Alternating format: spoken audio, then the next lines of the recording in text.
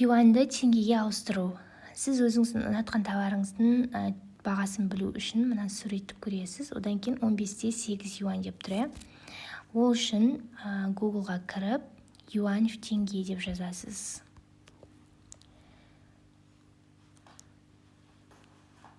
Осы жерге мінекей Қытайдағы бағаны жазамыз. 15-те 8, 997 теңге мына сумочка.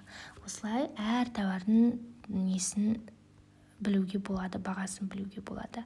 Немесе осы жердегі бағаны калькуляторға салу арқылы, яғни мына жерде 26 деп тұрса, 26-та 4-ті көбейтесіз 65-ке. Сонда Қазақстанның бағасы шығады сізде.